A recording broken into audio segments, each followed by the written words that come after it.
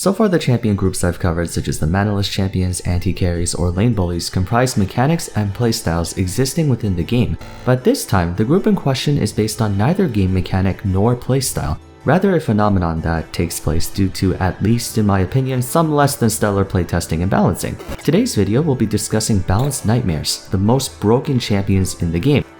Literally. Anyone who's been playing League for a while has probably heard this term thrown around at least once or twice. We all like to joke about how 200 years Riot's balance and design team can be at times, especially when figuring out how to make seemingly problematic or overpowered champions feel better to play against, while somehow preserving their current identities. Naturally, it doesn't turn out that way, and the champion either ends up nerfed to the ground before getting trickle buffs here and there, or they have to get reworked. Neither outcome is much of a happy ending though, is it? Deciding what is a balanced nightmare can be kinda difficult since, like I said at the start of the video, it's not tied to any mechanic or playstyle. Consequently, there's no strict definition for it. To keep things as simple as possible, I'll go with this one. A balanced nightmare is any champion with an excessively turbulent and contentious patch history of buffs, nerfs, reworks, and adjustments over an extended period of time. In layman's terms, if you see this champion receiving what feels like buffs or nerfs every other patch and they still feel completely stupid to deal with, that is what you can consider a balanced nightmare. It's important to understand that balanced nightmares aren't always overpowered or overloaded. For example, Yone is constantly seen as one of the most broken champions in the game, but hasn't gotten a single meaningful buff or nerf for over half a year. In fact, at the moment, he's doing significantly worse in performance than his brother Yasuo, who's slightly more helpful in teamfights thanks to his amazing win wall and synergy with knockups. Conversely, a champion can be very weak and not have the most overloaded kit, but be considered a balanced nightmare. Kalista is a primary example. She has a very simple kit relative to her contemporaries, but her amazing combat mobility and ability to almost infinitely stack spears onto a single target is problematic due to pro players abusing her objective control to all hell. Finally, some champions may have been balanced nightmares in the past, but have now found a somewhat comfortable spot where they're not too overpowered or too weak. Gangplank is one such case. Upon his rework, he went through clusters of buffs and nerfs going from super overpowered to super weak during Season 6 and 7, but ever since around Season 9, he's been more or less right in the middle. Of course, we're not sure what's going to happen with patch 11.17. Top laners have been clamoring for years to make Gangplank Q a ranged attack so he wouldn't get like free 200 HP from grass by spamming it over and over, which is a nice fix, but they increased his barrel supply from 3 to 5, giving him way more teamfight DPS, so we'll have to wait and see about that. The point of concern we should also address is how much of it is strictly related to pro play as opposed to solo queue. There are some solo queue specific ones, but a lot of them are influenced by their presence in pro play. I would say that probably depends on the individual. For me, if they're being tossed and turned within either scene, then they would fit the list. For others, it might just be pro play or solo queue. Having established all that, how exactly does a champion become a balanced nightmare in the first place? It's a case-by-case basis. For some, it's due to champion design, as in there's a mechanic in their kit that's fundamentally difficult or frustrating to handle, but is so intertwined with the champion's identity that it can't just be flat-out removed, but that ends up happening anyway. Akali, you poor soul you. She's by far the most apt description of the design problem scenario. Even at full power, she's never had over a 50% win rate, always hovering around the 45% mark, which is code red for needing buffs. Despite this, she's had to get so many things stripped away from her kit. The energy refund on her passive, the healing on her Q, the turret stealth and the movement speed extension on her W, the physical damage from her E and ultimate, the free targeted dash on Alt 1 and the stun. They had to break her and build her back up several times over just to keep her playstyle of being this fast but evasive ninja with an extremely skill-expressive kit. The sad part is that even after 3 long years of this, she still hasn't been able to reach a healthy middle ground. One might say it's because she had so many ancillary elements that didn't need to be there in the first place, to which I agree, but the core issue is that she's one of the few champions in League of Legends where, if played perfectly, has practically 0 moments of vulnerability. See, with Zed, even though he's also really evasive and fast with his attacks, there's a good 3 to 4 seconds where you can hack away at him while he waits for his cooldowns to come up. For Akali, so long as there's no one with big AoE crowd control like a Malphite, she has no downtime. For others, it can be as straightforward as balance, a champion being too efficient at their job for how little they need or how easy it is to execute on them.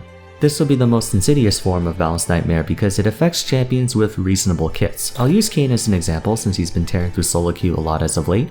What ends up happening in this scenario is that a champion starts off weak or irrelevant. A few people might play them here and there, just not enough to warrant attention. But over time, they receive tiny buffs, a little more damage here, a little less cooldown there, higher stats, and so on.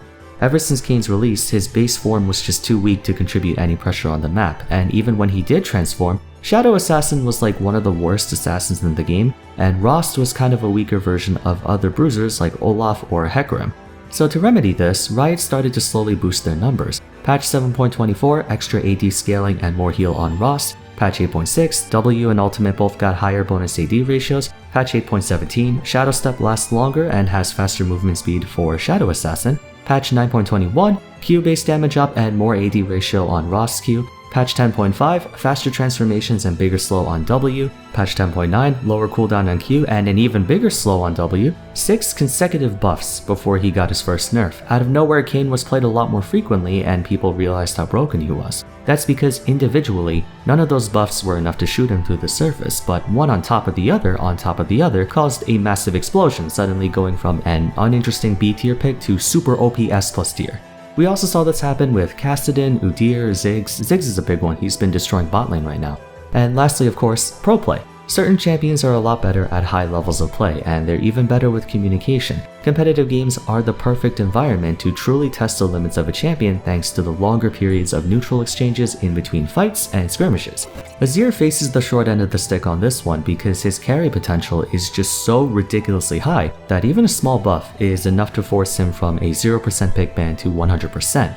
For all intents and purposes, his numbers are awful. Early game and even mid game have to be kept so incredibly weak to balance out his monstrous late game, and to supplement that you need good team coordination and likely consistent jungle help. Naturally, we'll never really be able to see Kalista, Azir, or Ryze find lasting success in solo queue because of their talents. Imagine if any of them had a 52% win rate in solo queue, that would likely translate to 70% in pro play, perhaps even higher. The question of whether or not Riot needs to keep a champion intentionally underpowered in solo queue so as not to have them take over pro play is still up for debate, since both facets are vital to the sustenance of the game's community and future prospects. But out of the 3 types of balance nightmares, this group sadly has the lowest chances of being fixed, so if you were hoping for Ryze to one day be pretty good in solo queue, I wouldn't hold my breath. The actual discussion for this part of the video is going to be twofold. Part 1 will be if champions are balanced nightmares because of objectively bad game design or because we as players happen to dislike the way things are and demand changes rather than just putting up with it. For champions like Irelia and Akali, it comes down to the experience you have when playing against them. At the present moment, neither of these champions have been able to meet over a 50% win rate, and everyone's thought behind that is due to the higher skill requirement to play them. But even at the upper echelon of play, such as Masters, Grandmaster, and Challenger, they're still not that great. So does this mean we as a community are just being a bunch of babies and should shut up and learn how to play against them? Like, where do we draw the line between a champion being a genuine negative influence on the game and a champion that people are just annoyed with because they're not straightforward to beat? A good place to start would be by figuring out where that frustration is coming from. By definition, frustration is the feeling of being upset or annoyed, especially because of the inability to change or achieve something. That definition is epitomized even further in video games, where almost all of a player's enjoyment for that game depends on how much control they have, and any source of frustration is always correlated to the lack of equity in influencing the outcome of the situation at hand. For someone like Irelia, the biggest complaint about her is that she's way too fast. She can dash all over the place at blinding speed and has DPS comparable to that of skirmishers despite being a diver. In other words, champions who heavily depend on landing a key skill shot such as Morgana, or someone with position-sensitive attacks like Aatrox, are at a major disadvantage because Irelia has multiple mid-range dashes that just so happen to also heal her. It doesn't matter how weak her numbers are because the presence of her dashes completely invalidates a large group of champions, meaning to many players, the only way to achieve victory against her in those circumstances is if she messes up, something not within your control. Unavoidable pressure is what it boils down to. Irelia has an attack range of 200, which is very high for a melee champion, and she has a point-and-click dash that closes the distance on anyone trying to play the distance game. This, compiled with her extremely good rushdown potential, makes her good at overwhelming players with equal parts speed and force. Usually high power is compensated with either low durability or low speed, such as Marksman being squishy or Juggernauts being slow. When you have someone who's neither easy to kill nor prone to being kited, you end up with a frustrating experience. Where this coincides with design is that there was one rule that was emphatically expressed in all of the game design and user experience classes I took in college. Never make something inherently frustrating. When I say inherently frustrating, I mean if the frustration directly stems from the game element or mechanic itself. A common example I like to look back on is in Pokemon Gold, Silver, and Crystal against the 3rd gym leader Whitney. The reason people have such a rough time against her is because her ace Pokemon Miltank has really good base stats with a powerful moveset, and since you're still at the very start of your adventure, you have access to almost no Pokemon that counter Miltank. It's not Miltank that's a frustrating Pokemon. If Whitney was perhaps 5th or 6th gym leader, she'd be far easier to deal with. It's the circumstances in which you have to fight her very early on. Therefore, it's a frustrating game element. The second question is, how can Balanced Nightmares be fixed, if at all? To tell you the truth, there's no easy way to do that for any of the 3 categories. The design Balanced Nightmares I already sort of explained is tied to a specific mechanic in their kit that just doesn't feel very fair or fun to go up against. But since that usually encompasses their entire gameplay or theme, you'd have to rework the champion entirely to not have to function around that mechanic. Problem is, that's tantamount to character assassination. I can't legitimately think of a way to make it so champions like Irelia and Akali can exist without having those abilities. They wouldn't be Irelia and Akali anymore. The statistical Balanced Nightmares are also not as straightforward as you might think, at least not all of them. At first glance, one would say you can just nerf them so they go back down to a reasonable level. But sometimes Riot goes overboard on the nerfs, and then you get Hecarim, who not only got his base numbers nerfed like crazy, but his items, which sent him from a 53% win rate all the way down to 47% for a bit. I think he's at like 49% right now. Certain champions swing one way or the other drastically and almost never have a firm middle ground. You might have a few champions that no matter how weak they are, they always get played, such as Lee Sin, but there are also champions that are only played when super overpowered and never played otherwise. As for the pro play Balanced Nightmares, that's also very difficult to do because it ties in with the design group. Ryze, Kalista, and Azir are simply far too good in the hands of expert players that the only thing preventing them from being turbo pick banned every game is their efficiency, so they have no choice but to be kept super weak to discourage people from one-tricking them in pro play. But that causes them to be non-existent in solo queue because it's almost impossible for you to tap into that champion's full potential in that kind of environment. The reason balance in League of Legends is a lot more complex than simply raising or lowering numbers is because 99% of the time, it's not just the champion that changes, a whole bunch of other things can be affected too. In fighting games, if a certain character is overperforming relative to the rest of the cast, or if they have an attack that's broken, they can do things such as nerf the damage, make the attack slower, or alter the attributes in a way that make it less effective or more punishing if used carelessly. Conversely, if a character feels weak or has really terrible moves, they can buff them by making that specific move faster, maybe combo better, etc. More often than not, that doesn't cause a domino effect all of a sudden, this stage is different or whatever, right? It's just the character is slightly worse or better. For mobile games, trying to decrease or increase parameters or effects can cause extreme shifts in a champion's viability and popularity. Vladimir got a tiny buff in patch 11.8, just decreased the cooldown on transfusion from 5 seconds to 4.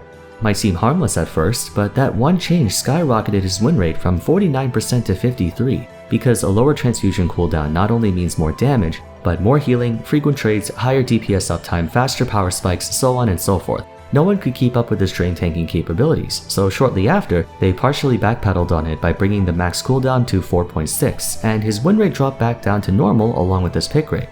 This even extends to areas you wouldn't expect, like trading card games. Yu-Gi-Oh! Occasionally releases erratas, which is when a card is reprinted to have a different description than it did before, usually for the purposes of rebalancing or nerfing the card. Erratas are put in place to prevent broken combos and degenerate strategies, like when Chaos Emperor Dragon was changed because its ability allowed you to effectively lock your opponent out of drawing cards for the rest of the game through Yatagarasu combo. After it was reworked, no one ever plays Chaos Emperor Dragon anymore. There was no way to have its effect be tournament legal the way it was, because there was almost zero way to stop it. Do you remember the frustration part? Does that mean these champions will forever be doomed to suck or succeed?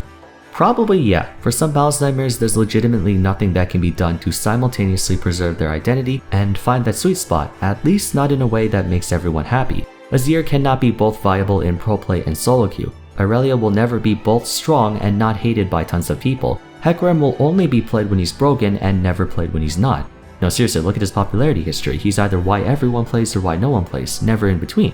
I don't know if that's necessarily bad design, though. Some champions are kind of meant to be like that. It's just that they're victims of circumstance, such as how the game is played, how the community views them, and how balance is handled. But at the same time, I think it would be pretty cool to see Azir in solo queue. I think he's pretty intense to play with and play against.